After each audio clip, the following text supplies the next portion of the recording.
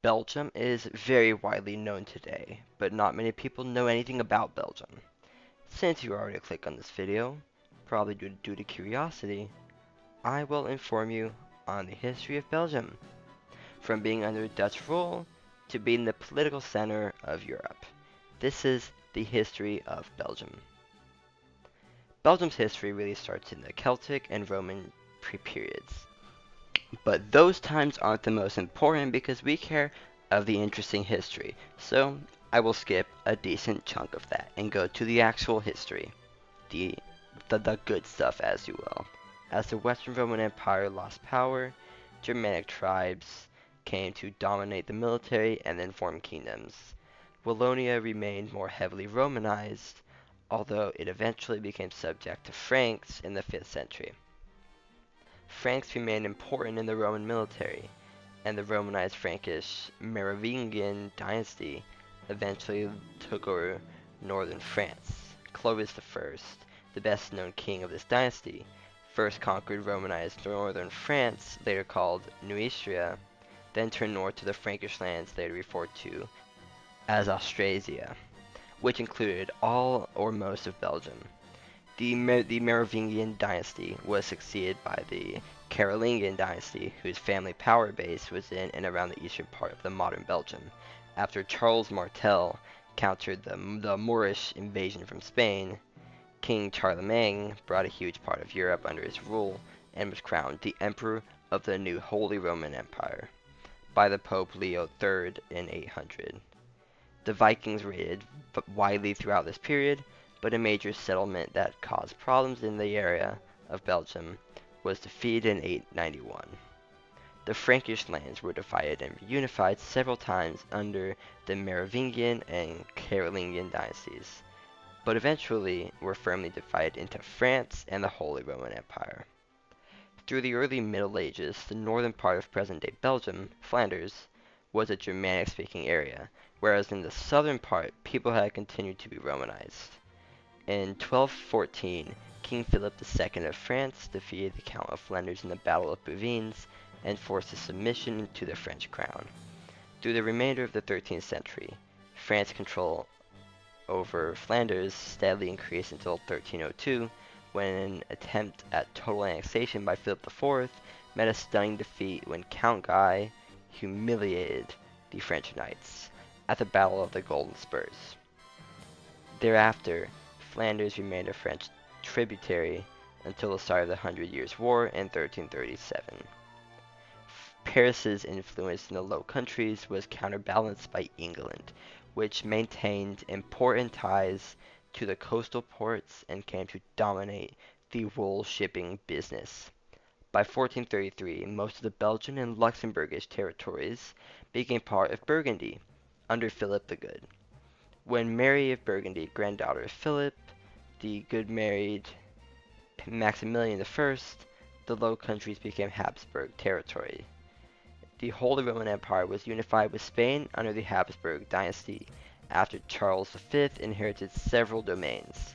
The northern part of Belgica Regia, comprising 7 provinces and eventually forming the Dutch Republic, became increasingly Protestant, specifically Calvinist, while the larger part, comprising the 10 southern provinces, remained primarily Catholic. This schism and other cultural differences, which had been present since ancient times, launched the Union of Arras in the Belgian regions, later followed by the Union of Utrecht in the northern regions.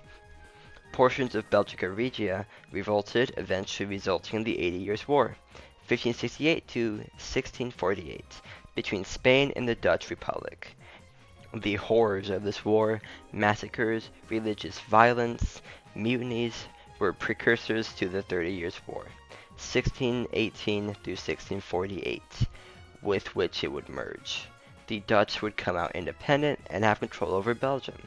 France frequently held control of territories in the southern Netherlands, confronted by various opponents including the Netherlands and Austria. There was the War of Devolution, 1667 through 1668, the Franco-Dutch War, 1672 to 1678, the War of the Reunions, 1683 through 1684, and the Nine Years' War, 1688 through 1697. These were then followed by the War of the Spanish Succession, 1701 through 1714, much of which was fought on Belgian soil. After the victory of Austria and its allies under the 1714 Treaty of Versailles, the Belgian and present-day Luxembourg territories were transferred to the Austrian Habsburgs, thus forming the Austrian Netherlands. The First Belgian Revolution of 1789 through 1790 overlapped with the French Revolution and called for independence from Austrian rule. They didn't succeed. France invaded and annexed the Belgian territories in 1795, ending Habsburg rule. The French didn't treat the Belgians any better than the Habsburgs. The French imposed very high taxes, instant drafting to the French army, and thrown into the Napoleonic Wars that soon followed. France, of course, lost, and the victors decided to unite the lowlands into the United Kingdom of the Netherlands as a buffer state against any future French invasions, under a Protestant king. Since Protestants ruled the country, but only a quarter of the population are Protestant, and that led to a Belgian Revolution in 1830, to which in 1839 the Treaty of London dictates that Belgium gets their independence, but the eastern part of the Luxembourg province didn't unite with them. Belgium got its independence, as well as Luxembourg. Powers such as Britain pledges to protect Belgium's neutrality in the future, and in 1914, the violation of Belgium's neutrality would cause Britain's entry into World War I. The most famous history about Belgium is King Leopold II of Belgium and what he did.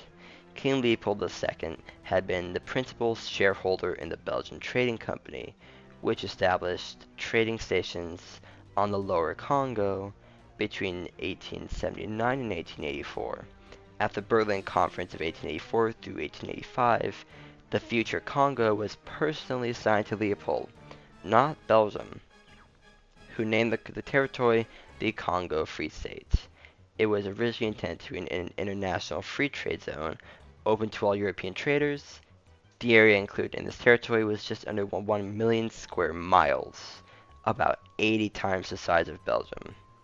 The first infrastructure projects took place during the Free State period, such as the railway that ran from Leopoldville to the coast, which took several years to complete.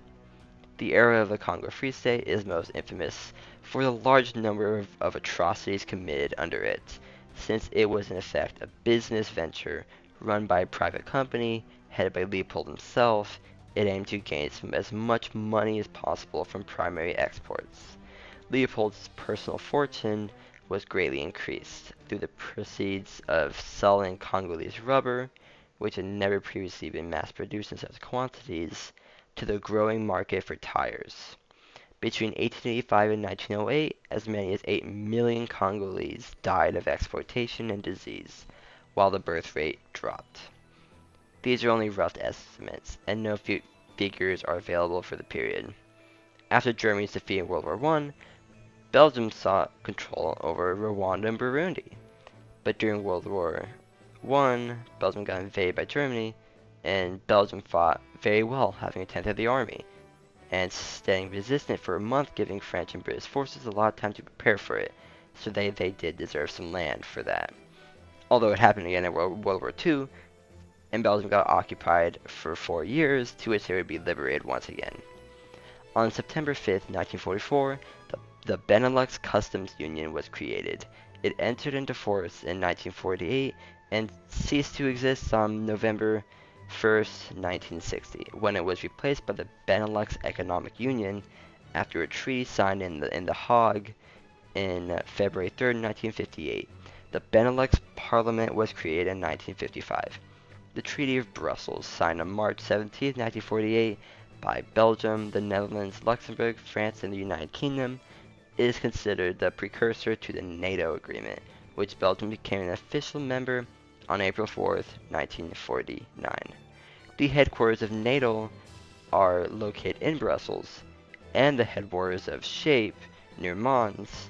Belgium was also one of the original founding members of the European Coal and Steel Community in July 1952, and of the European Economic Community formed by the Treaty of Rome in March 25, 1957.